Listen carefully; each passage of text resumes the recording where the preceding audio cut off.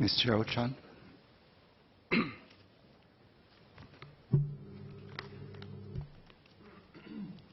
Mr. Speaker, I thank you for the opportunity to run up this debate on the address of thanks to the President. Over the past few days, 70 members, including the Prime Minister, have passionately shared their vision and views and actively debated on what's next for Singapore. Members have covered several key themes around the President's address: a vibrant economy with equal job opportunities, social mobility and reducing inequality, building an inclusive society, visible leadership in building trust and strong partnerships between the government and people. We acknowledge that Singapore is in an advanced stage of development. So for the next 50 years, how can we do better as an economy, as a society, as one people and one nation? Let me now broadly sum the views from members who have spoken in this debate. First, our future economy. With changing times, our future economy cannot simply be a measure of employment and GDP growth. Our future economic metrics need to reflect societal trends and performance, such as sustainable income of the workforce, retirement adequacy, quality of life, and intergenerational wealth transfer. Singapore's early economic focus was on industrialization and job creation. Through an open economy and thriving on multilateralism, as Mr. Vikram Nair said, we have made progress and continue to shift our focus to adapt to industry needs with time. We have since moved from mass manufacturing to high technology manufacturing, and now we embark on industry value add and digitalization. With the industry transformation maps and skills future, we are steadfast in our efforts to transform the sectors, upgrade our workers' skills, and create new opportunities abreast with the future economy. Tripartism has played a significant role in our economy in the past decades. Mr. Melvin Yong and Ms. Tanat Lakshmi have called for tripartism to help our workers to embark on the transformation journey at a faster pace and operationalize the ITMs. It is time to galvanize actions that create impactful initiatives on the ground. As with all efforts, they must ultimately translate to tangible jobs, reasonable real wage increase, and skills that are relevant to changing business environment. We want quality and inclusive economic growth that can help provide jobs and help with cost of living, as shared by Dr. Tan Wu Ming and Mr. Zainal Sapari.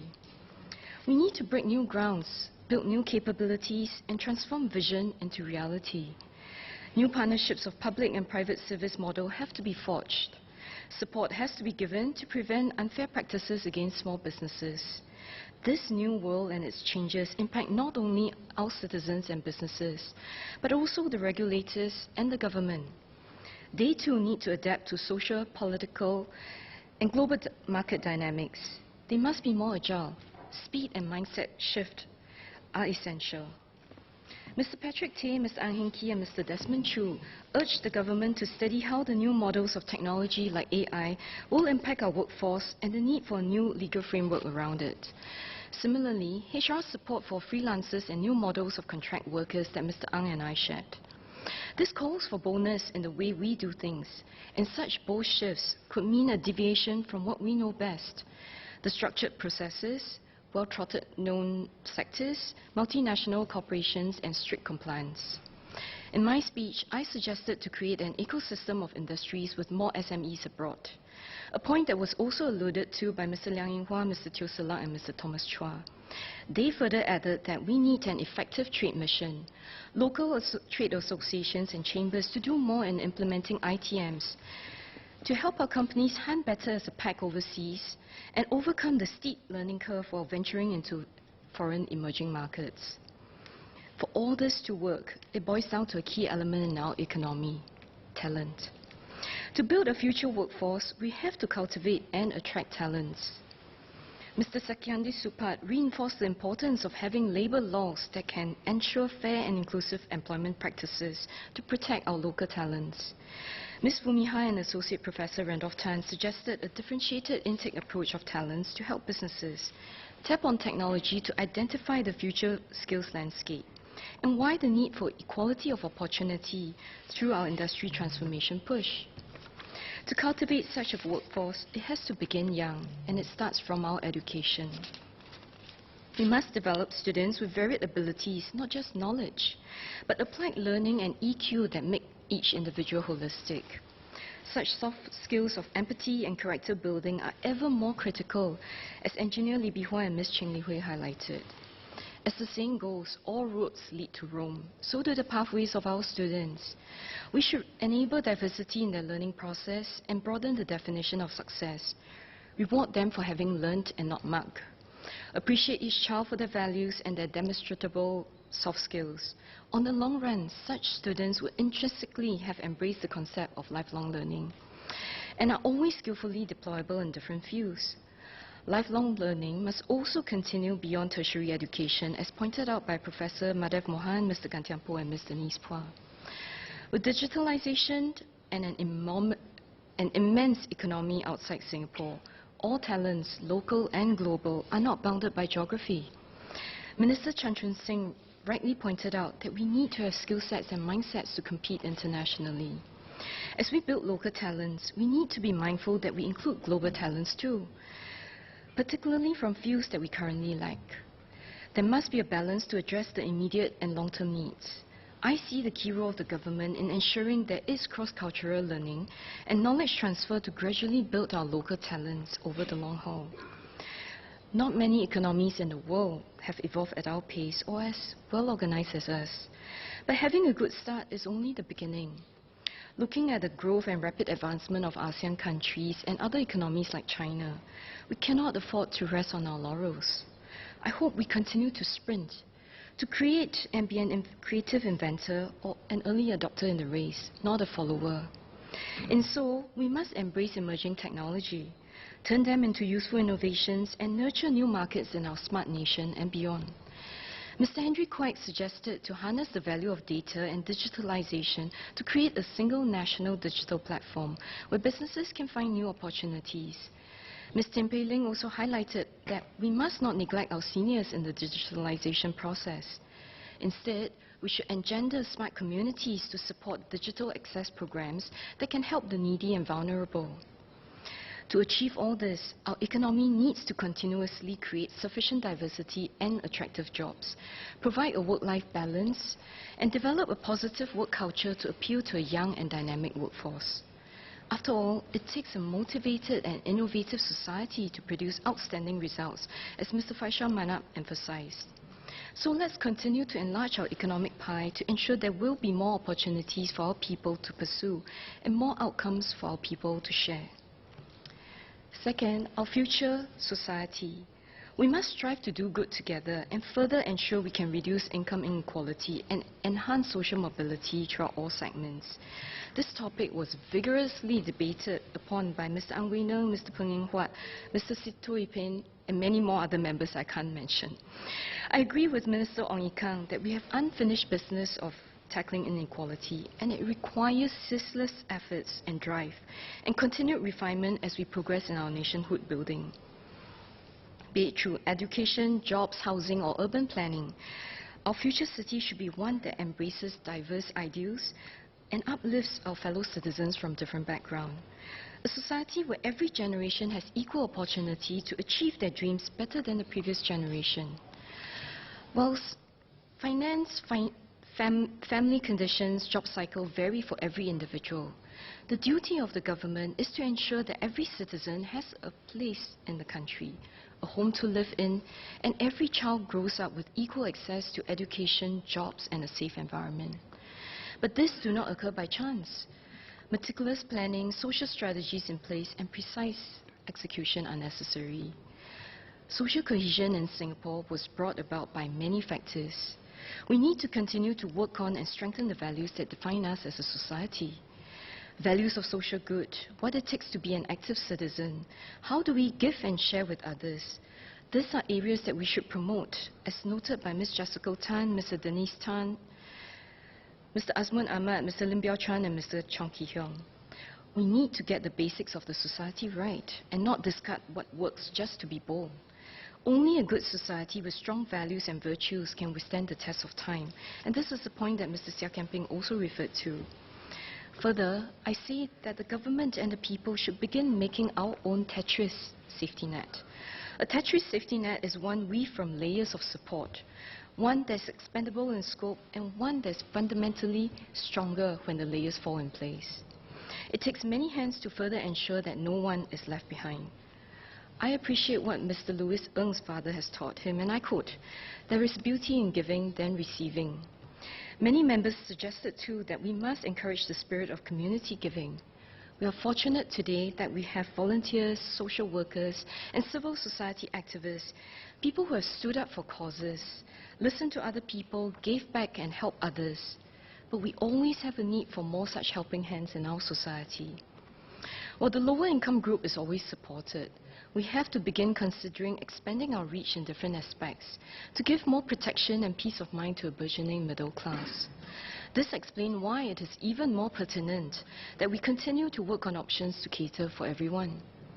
From education, healthcare, social networks, housing and integration policies, I hope that with the additional resources in place, more people can benefit from the assistance available, more can express their individualism, achieve success of their own definition, and eventually pay it forward to help others along. Third, we must strive to do more together as one people, one nation. There is much we want to achieve in the second term of this government for our people and with our people. But we need to set our sight way beyond the current time because nation building is a journey with no end. A common thread amongst everything that we touch upon as a government is people. As Minister Heng Swee Keat just said, people are at the heart and core of every policy and implementation that we do. How do we bring out the best in our people? This is also a point that's made by Mr. Alex Yam, Ms. Rahayu Mazam, and Ms. Kwek Shaw-En. In Singapore, people are and will always remain our most precious asset. They represent the talent, the essence of our society, and our hope for the future. I share what fellow members have raised. We are here to build a home that brings happiness, warmth, developments, and one that allows every elderly, especially the seniors ahead, to age in a dignified way. Family units remain as the bedrock of our society and is our first line of support. But the people in our community can make a difference in our lives too. They can become the extended family. Neighbors and volunteers who help other needy families, seniors, working mothers, families with few dependents. This will, in the words of Ms.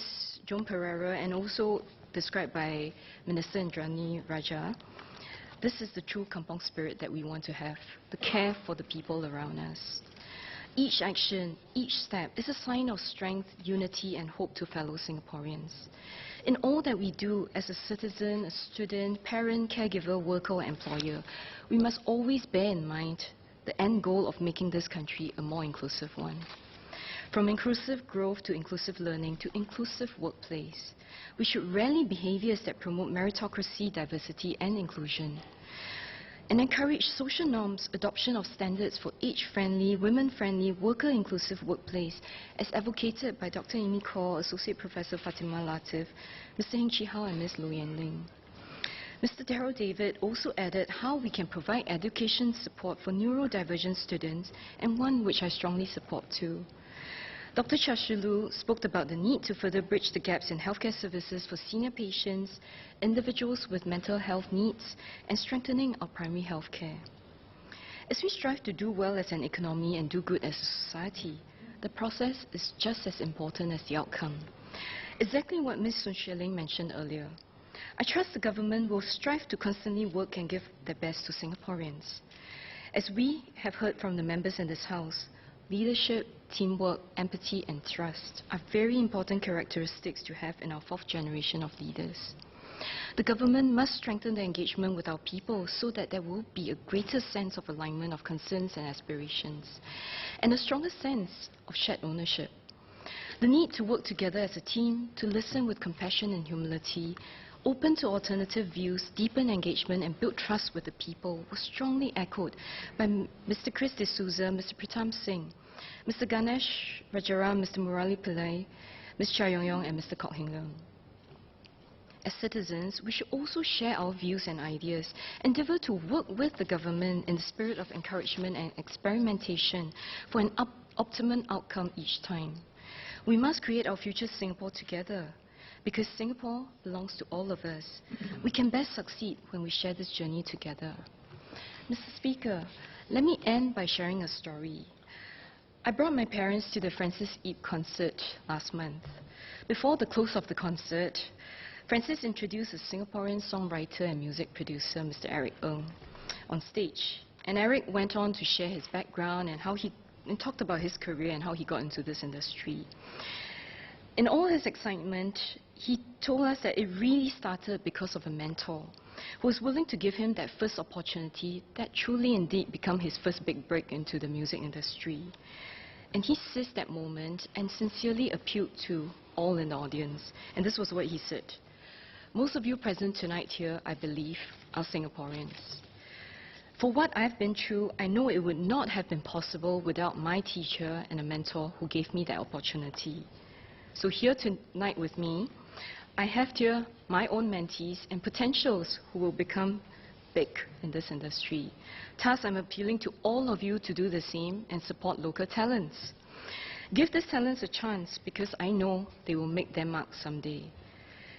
His appeal was a simple one, but it moved me. It made me reflect and think, yes, actually many of us should really be doing this for our fellow Singaporeans. Be it mentorship, guidance, giving and sharing our experiences and knowledge. This is the spirit we want to have in Singapore. We are able to build things together, look out for one another, not judging others by their background, but actually treating them with dignity and giving them a chance based on their merits. So looking ahead, what do we aspire to have in Singapore? I say one where we share common values and spaces, one where many voices are represented, and certainly one that enables social mobility and continuous equitable wealth distribution. In short, it is a place where we find anchors in a country that we are truly proud to call a home. Thank you.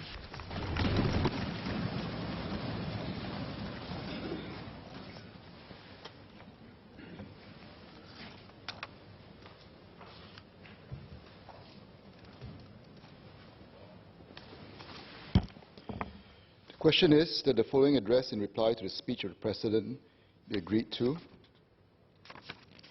We, the Parliament of the Republic of Singapore, express our thanks to the President of the speech for the speech which he delivered on behalf of the Government at the opening of the second session of this Parliament. As many as are of that opinion say aye. Aye. To the contrary say no. I think the ayes have it. The ayes have it.